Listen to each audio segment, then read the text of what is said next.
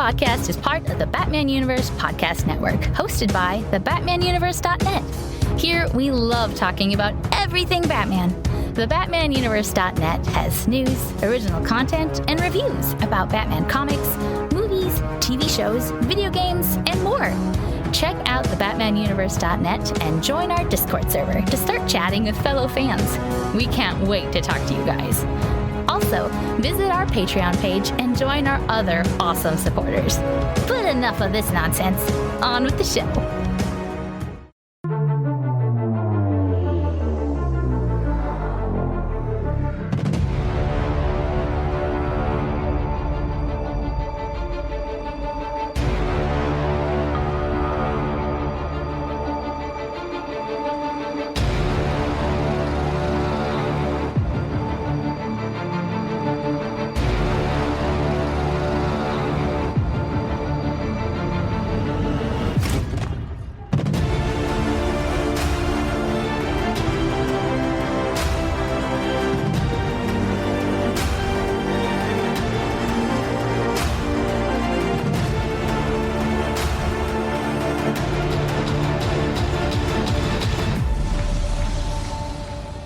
Hello, and welcome to the Batman Universe Comic Podcast, Season 15, Episode 18.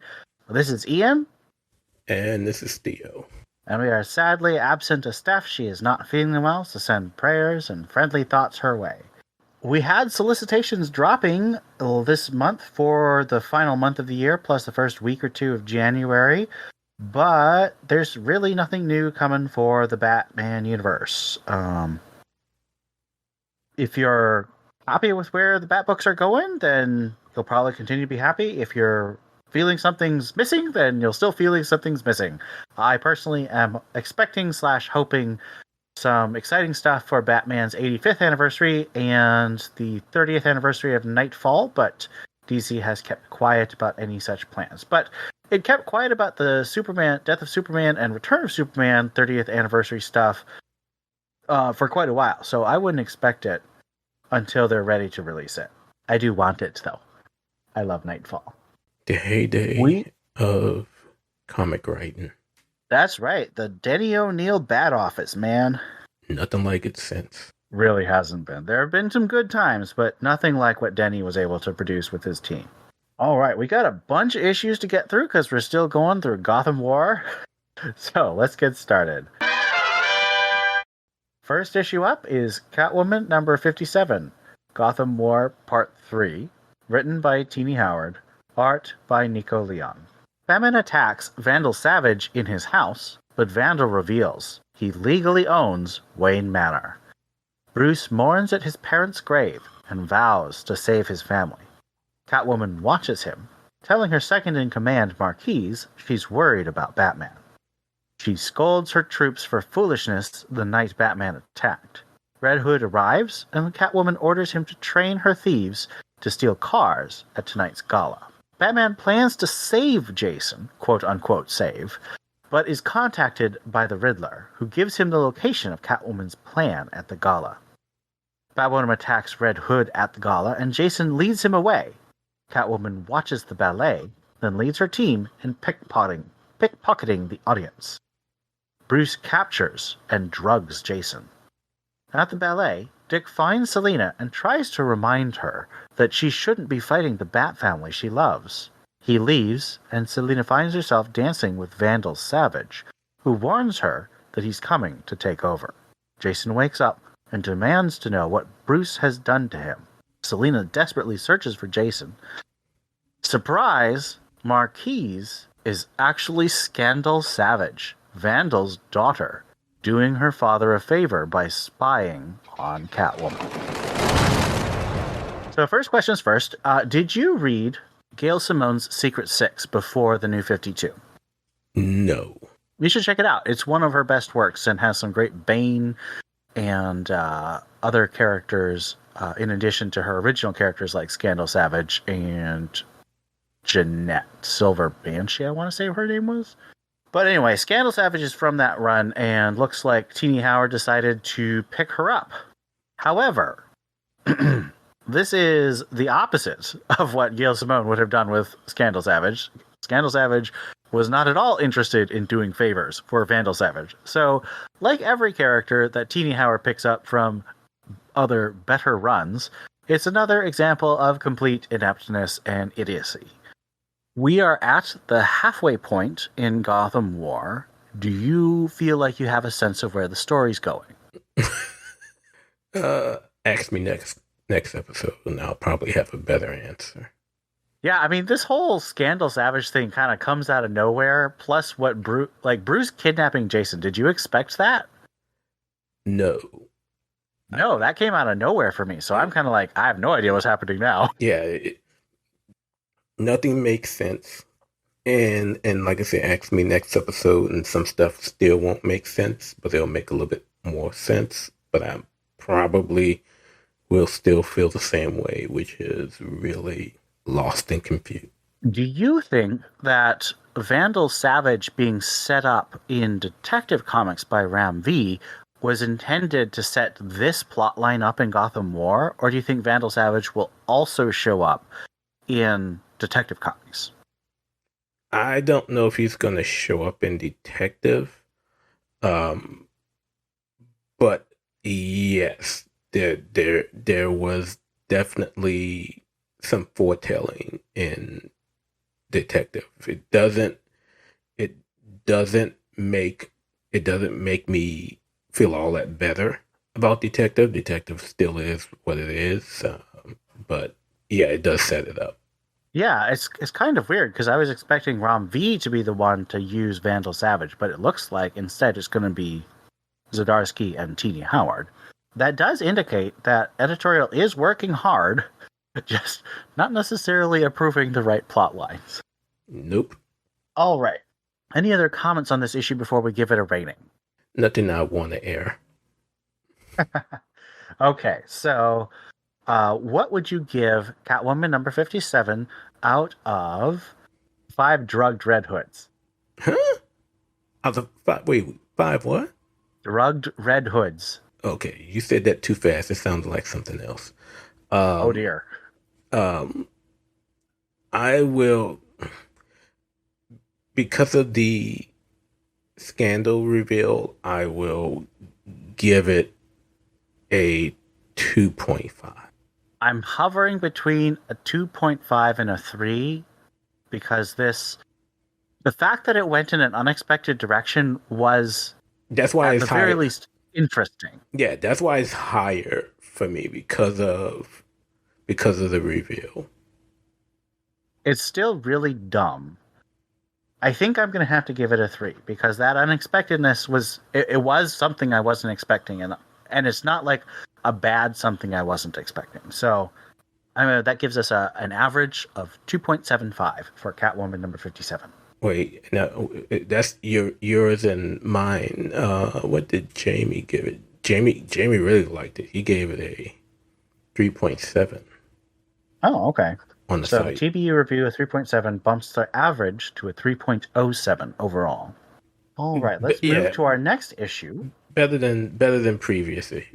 Definitely better. Yes, it was definitely better than Battle Lines. Oh, but that's a very low bar. So true. I mean, I think I gave Battle Lines a 0. That's how angry I was at just how bad it was. All right, so let's move to Batman, Catwoman, Gotham War, Red Hood, number 1.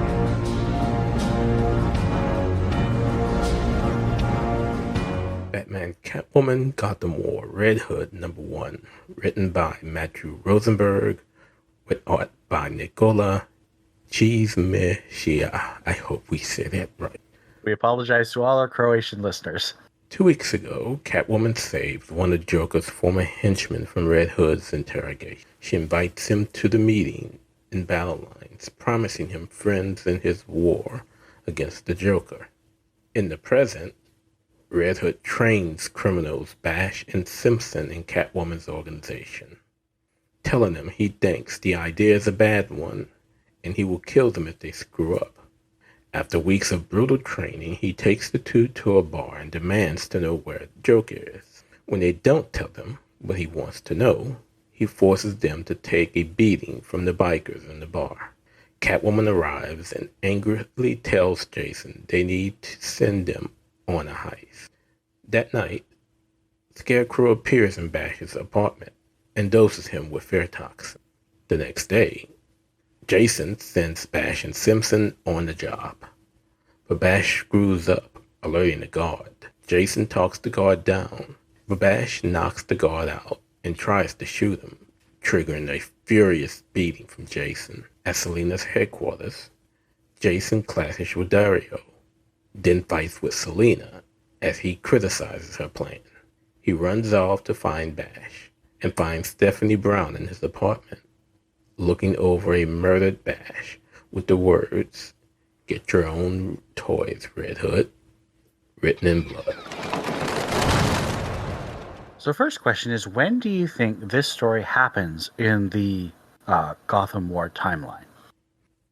Definitely after battle lines and before Catwoman, maybe? Well, that makes the most sense because Batman capturing Jason and then doing something to him doesn't seem to give Jason... Like, Jason would be in a different state of mind if he were captured by Batman, you know? But it's weird because they released this the week after Catwoman. So that just seems like poor planning by editorial.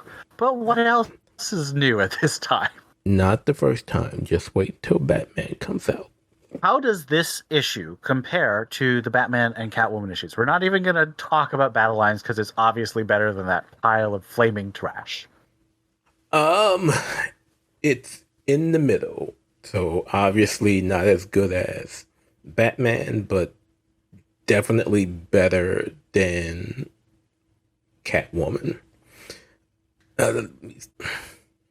What I think I appreciate most is that by the end of the story, and I hope this doesn't flow too much into your next question, but what I appreciate is how we really see a side of Jason that I think definitely needs to be explored more. I think it's been forgotten over the years.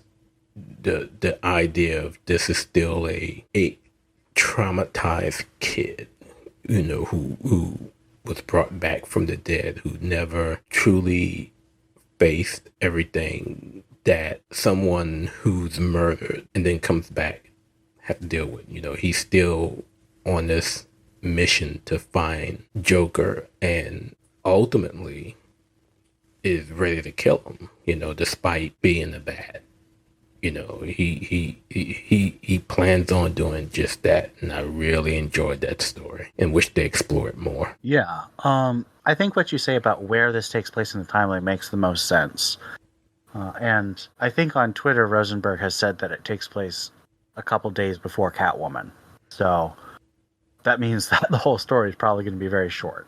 Well, I think the other thing that is quite interesting, and you've said this a few times on the cast and in the server, is how Rosenberg seemed to have been leading Jason down this road in some of the other Jason stories that he has.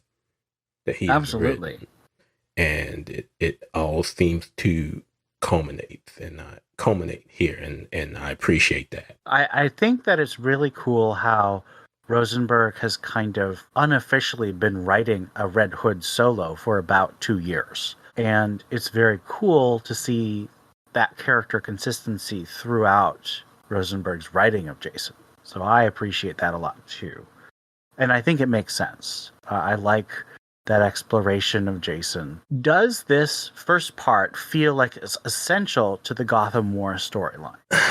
No, at least not now. I think I ultimately wonder if it's setting up something else. Because again, you talked about how all these various stories he's written over the past few years seem to be one big Jason story. But if it's not within the walls of, or within the realm of Gotham War, and him tailoring it to fit into the narrative, it doesn't mean this story can't be told somewhere else because of the the ultimate narrative of the fact that Jason still has Joker issue.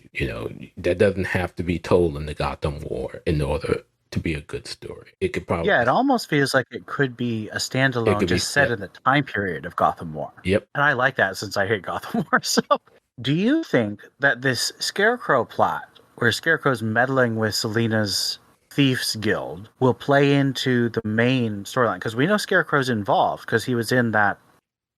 I couldn't remember villains. Yeah, I couldn't remember if he was in the meeting of villains or not. He was, but I mean, we all know that the rogues are plotting against Selina for what she's done. So they would. I mean, that's the big thing that I just did not buy about Battle Lines, is that it's been 8 weeks and none of the major villains have done anything. That's just very implausible to me. Yeah, just weird. I also really liked Jason at the end of this issue just lays into Selina for her plan, which I thought was the way they laid out the quote unquote sides in the first issue was so clumsy. Selina was obviously the noble and righteous crusader, and she says that Batwoman needed to have compassion to solve the problem. And I'm like, Batman is incredibly compassionate. Shut up. But this one actually says, no, you are giving unrepentant murderers, people who willingly chose to work for the Joker and Scarecrow and Riddler, people who tortured other people for their money and for fun. You're giving them a second chance that they have in no ways earned, and you have no way of guaranteeing that they will not just start running their own little side. You might be creating your new Scarecrows and new Jokers. So I really appreciate this issue for actually giving a real critique of Catwoman's plan that was desperately needed in the first issue. Yeah, it was really good. I especially compared to the other stories. I really enjoy it. This makes a whole lot more sense of a story if we would like to compare it with what happened in Night Terrors, where stuff just made absolutely no sense and was done without, you know what I mean? Yeah, they just kind of went forward and I was like, wait, what's the difference between these two stones? How do they work? I don't get it. Yeah, it was this one again, while it could be a standalone story, it could definitely, it definitely fits in better as a tie-in. For sure. All right. Any other thoughts before we give Red Hood #1 our rating? No. Okay, so out of 5 biker bruises, what would you give this first issue of the Red Hood tie-in? I will give it a 3.25. All right, I give it a 3.75. I really appreciated a lot of what Rosenberg was doing, and I really like the art. Nicola Chismiscu, just really fun, and he's been really fun on Twitter and Instagram, so check out his work. You messed it up already. I did. I'm not Croatian, okay? Do we have a TBU review? Yeah, Scott gave it a 3.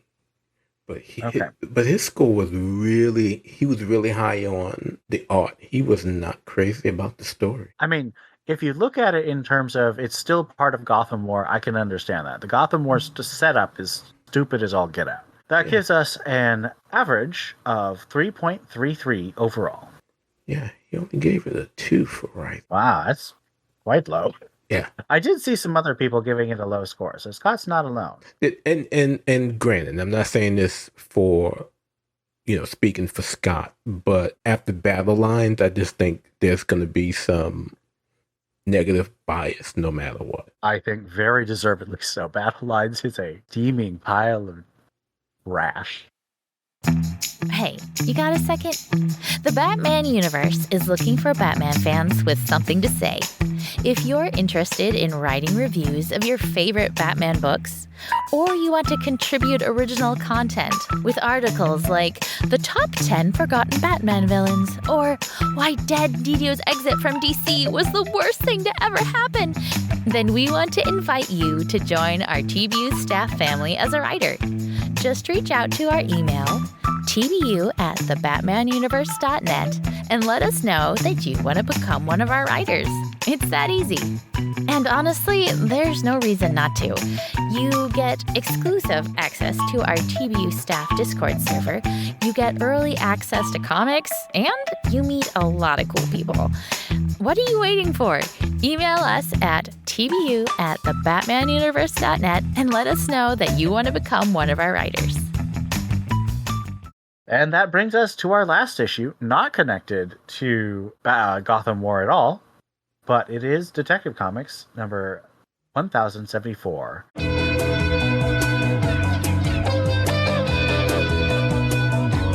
Out of Hell, Part 1. Written by Ramvi, art by Dustin Nguyen. We begin as the police collect statements from low-level criminals in the aftermath of an explosive Batman attack. But the Dark Knight isn't himself. Commissioner Rene Montoya is troubled and has Batman followed by Detective Fielding from Batman Secret Files number 1, The Nature of Fear, by Ramvi as well.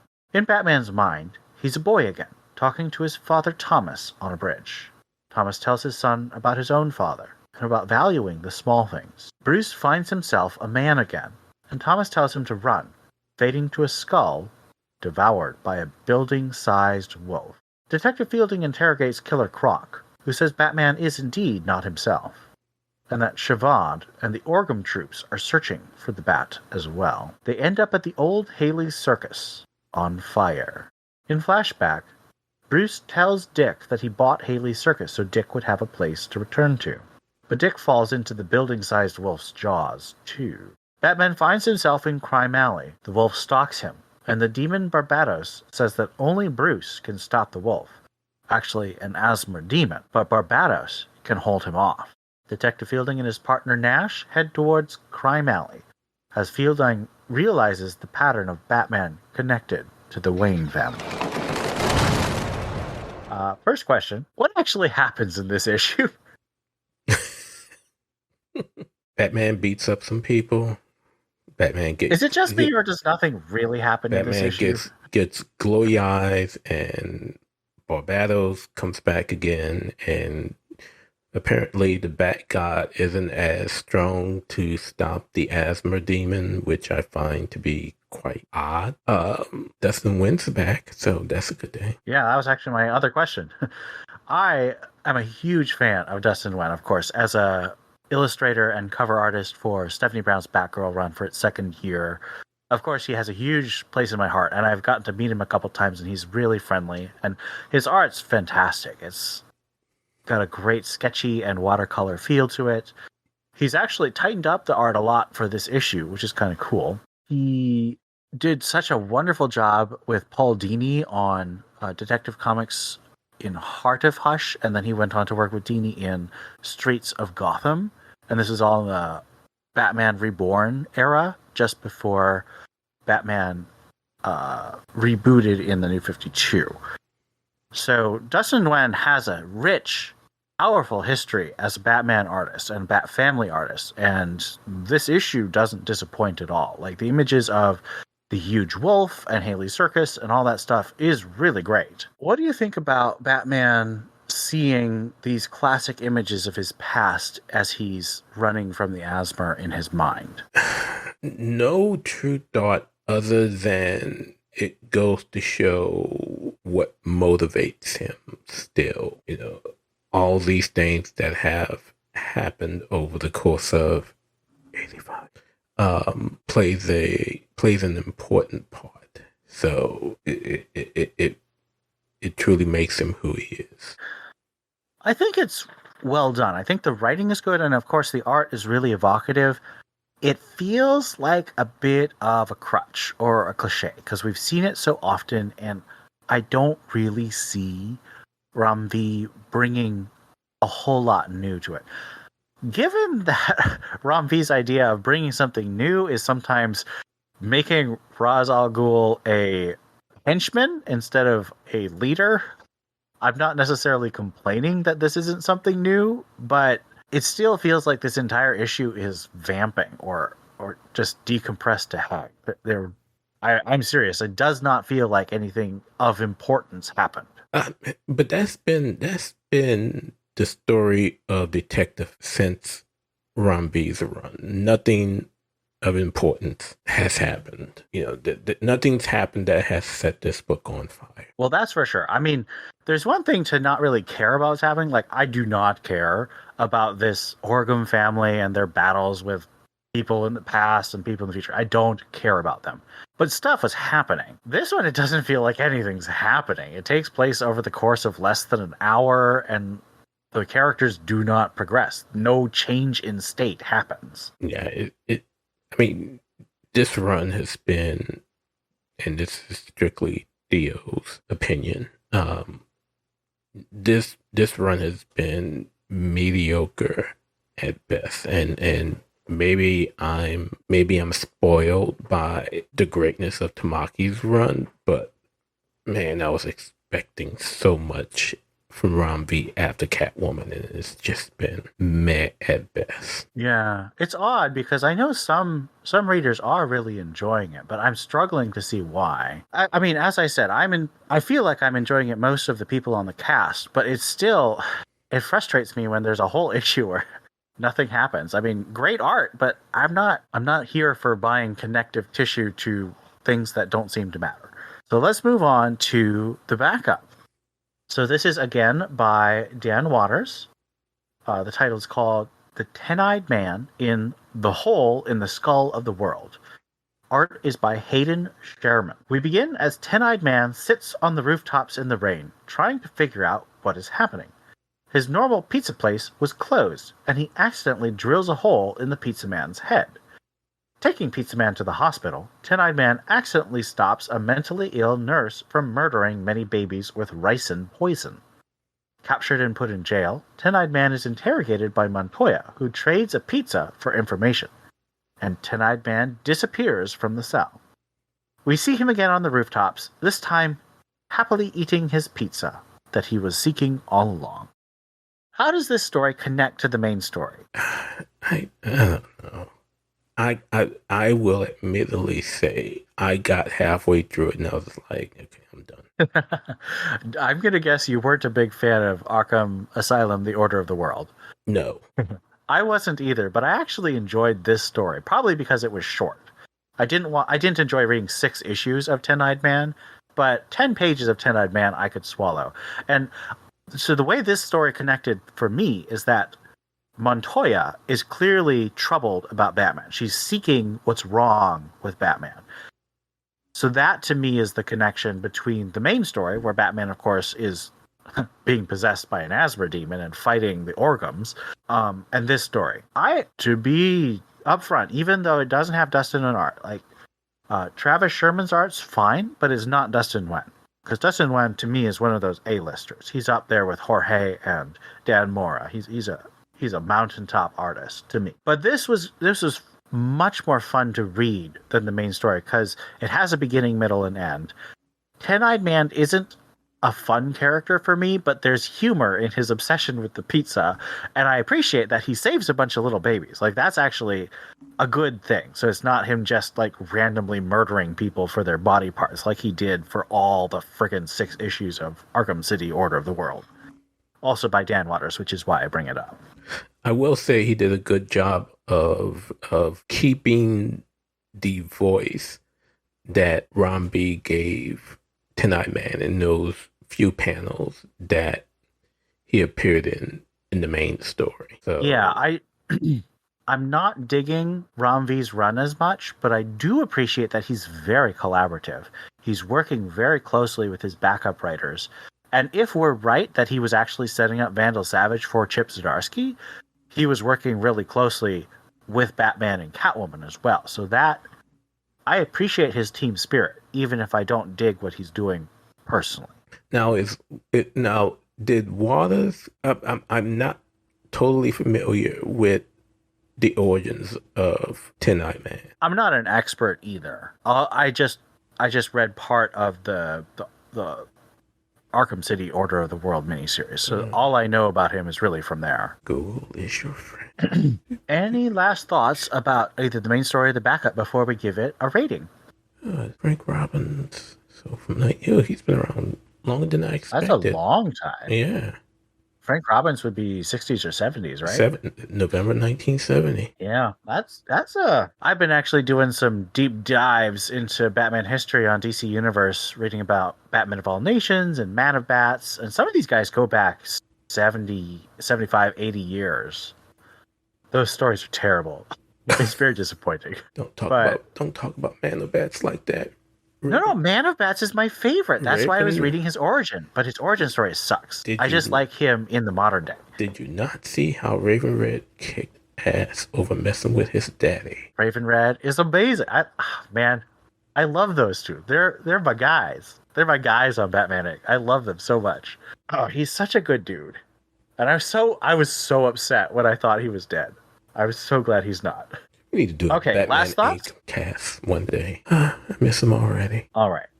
So, what do you give Detective Comics 1074 out of 5 huge wolves? 2.5. I have no clue where this is going right now, and it continues to be a task for me to read, which is not good for the home team. No, not on one of the main books. I gave it a 3.5, but that's largely because of the art and the fact that I enjoyed the backup. So if I were just rating the main story with a different artist, it'd probably be like a 2. You're probably right. I didn't give as much credit to the art that I should, being that it's Dustin Nguyen. So I will go with a 3. Okay. So that gives, and I wrote the review for the site, so it's just 2 of us. So that gives us a 3.25 as a rating for Detective Comics 1074. That brings us to the end of our reviews. So let's move on to Greater Gotham.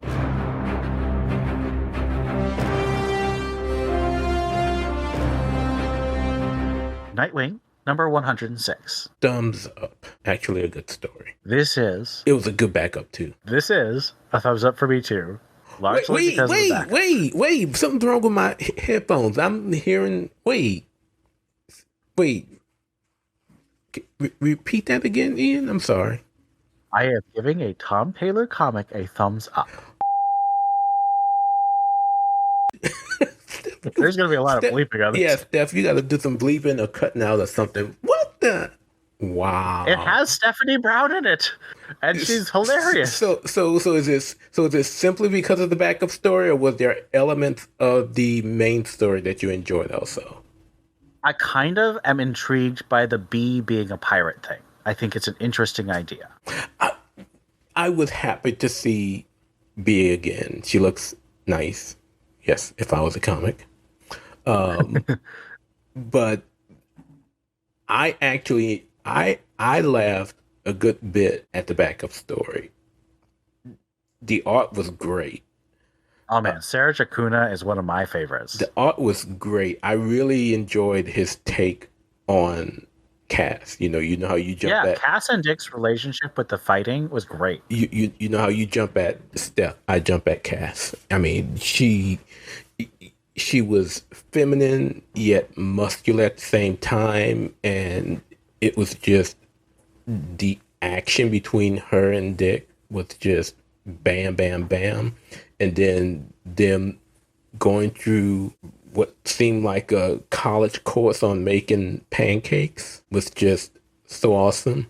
And Hatch has got to be, that was his name, Hatch or Hitch, whatever his name was, has got to be one of the dumbest criminals ever to have to go take a piss right when Steph is walking. I mean, he basically figured out that they were hiding something, and right when the something happens, he has to take a piss. So that was really funny. That was really funny, but it was a great. I enjoyed the initial whole story earlier in Taylor's run, so it's good to see that come back. And again, it's good to see Bee again also, because she was the one character. She got the shaft. Yeah, she was the one character from Uberic that I really wanted to see stick around. You know, despite most of us being Dick Babs for life, I would have enjoyed seeing the ups and downs that the relationship between Rick, now Dick, would have had with B, with, him remembering and having all of Rick's memories, but they obviously would have had conflicts between Dick's memories and feelings as well. So that would have just been an interesting story to see how that relationship developed or regressed. But backup story was better for me. Yep. No complaint. No disagreement for me. Just mark this day down in history. We never have it again. I mean, if we keep having Steph in the backups and it keeps having Sarah Jakuda on the art, it might indeed happen. Gargoyle of Gotham #1. Remind me, is this the Raphael Grandpa or the Christian Ward one? This is Raphael Grandpa. Christian Ward is next month.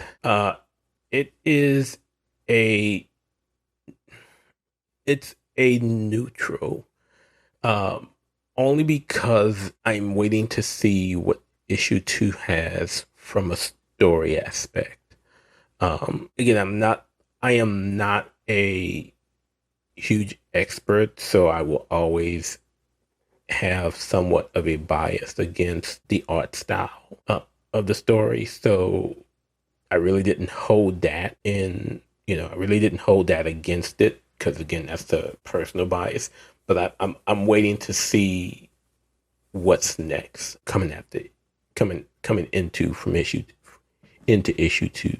I'm gonna give it a neutral. I did like the art, but the writing, like so many artists who become writers, it's so basic and it just feels like I've seen it all before. It was missing something. It just, I don't know what it was. Like, an interesting new idea.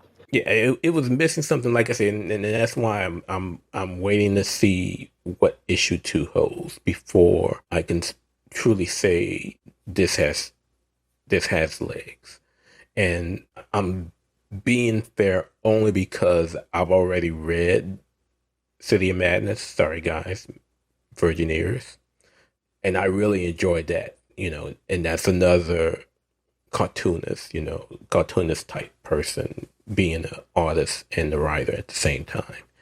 So I will hold off final judgment on Gargoyle of Gotham until the second issue. White Knight presents Generation Joker #5, and I'm abstaining because I'm still not caught up. Still a thumbs up for me. The ending was somewhat of a shock, seeing what happens at the end. And not only do I have to respect Steph's Virgin Ears, even though she's away and may not have read it, I gotta respect Ian's as well, since he hasn't read it. Batman the Brave and the Bold #5. Thumbs down. All the way down. Even though the Joker story is back, whatever. This is a neutral for me. This book is a slog for me to read, partly because I think the stories are too long.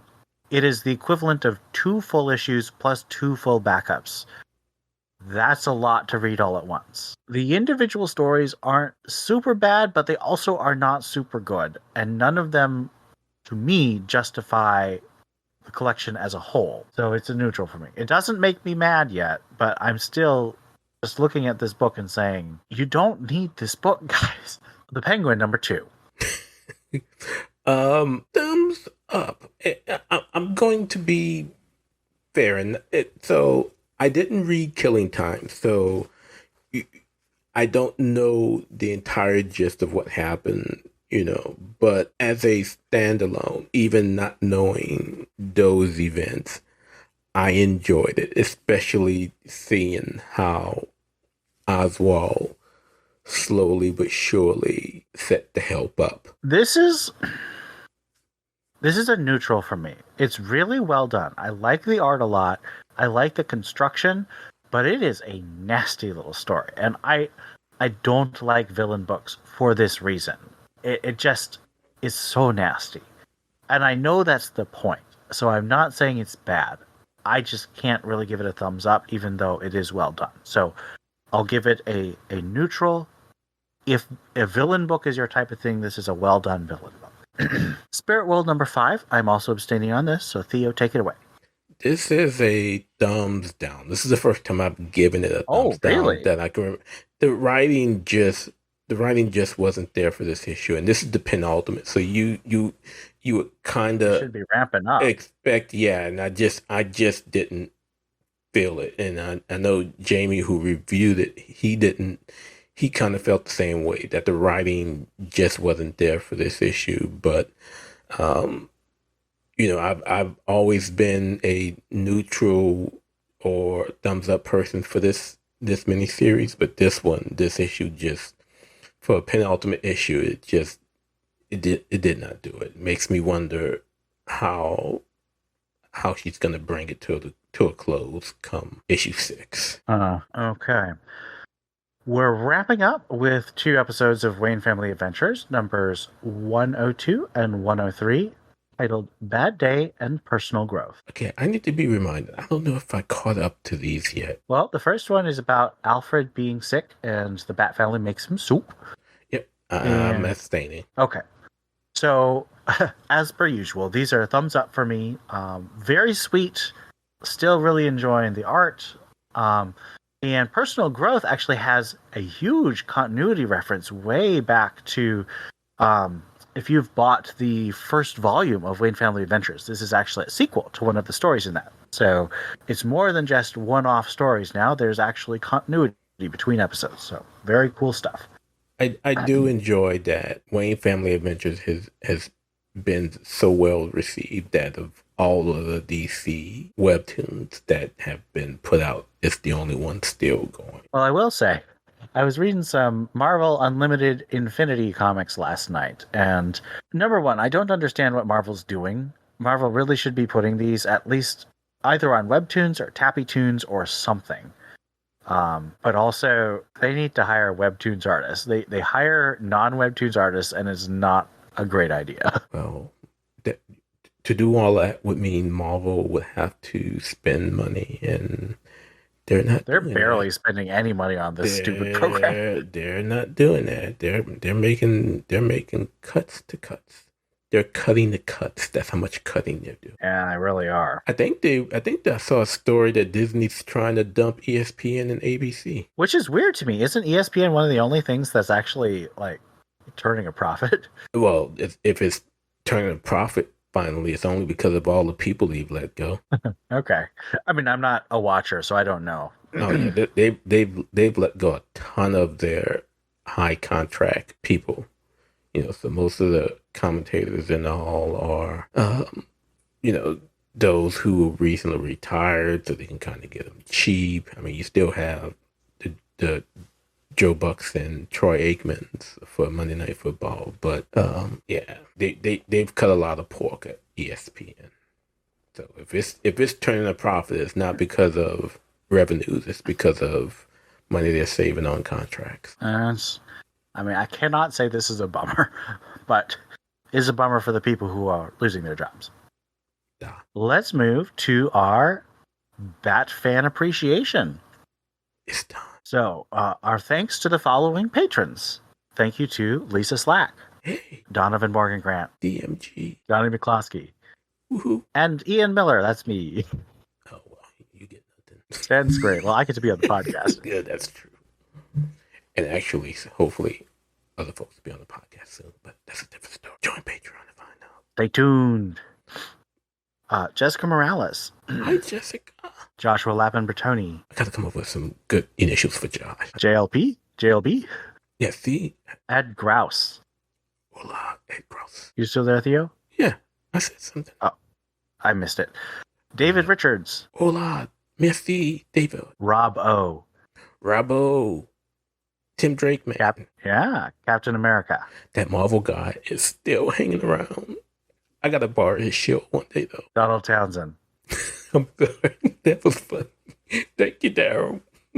I gotta meet Captain America one day.